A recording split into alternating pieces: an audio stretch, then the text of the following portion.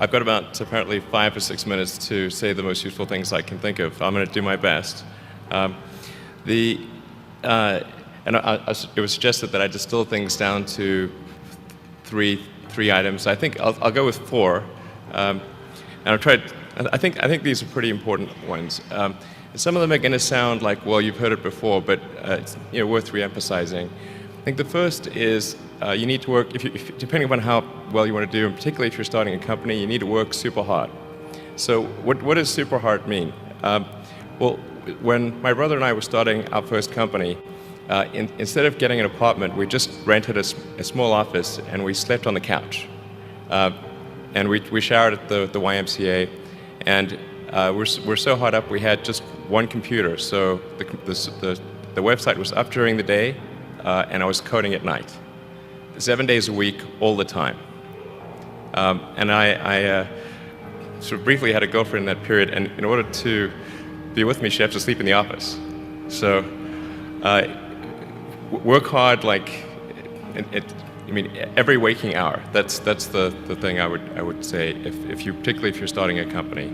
And I mean, if you do simple math, say like, okay, if somebody else is working 50 hours and you're working 100, you'll get twice as much done in the course of a year as the other company.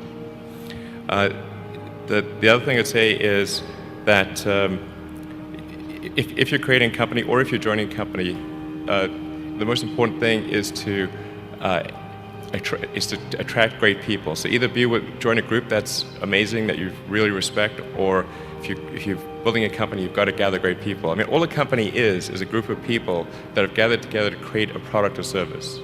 And so depending upon how talented and hardworking that group is, and the degree to which they are focused cohesively in a good direction, that will determine the success of the company.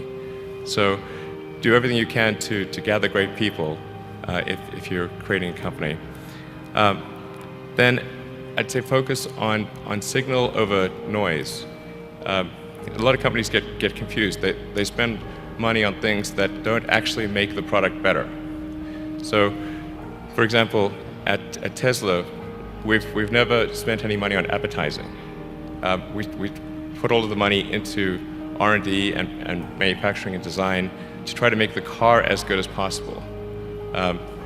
And I think that's the way to go. So for any given company, just can keep thinking about, are these efforts that people are expending, are they resulting in a better product or service? And if they're not, stop those efforts.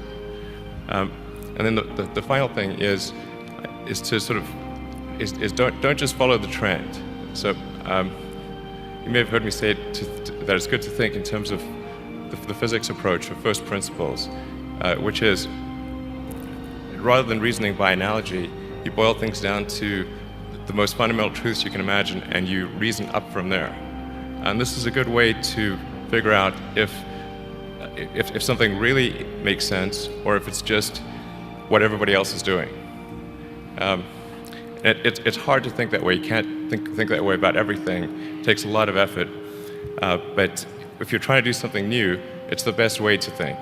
And that framework was developed by physicists to figure out counterintuitive things like quantum mechanics. So it's really a powerful method. Anyway, so that's, and then I think that the final thing I would encourage you to do is, now is the time to take risk. You don't have, you don't have kids. As you get older, your obligations increase. So and once you have a family, you start taking risk not just for yourself but for your family as well. It gets much harder to do things that might not work out. So now is the time to do that before you have those obligations. So I would encourage you to take risks now. Do something bold. You won't regret it. Thank you.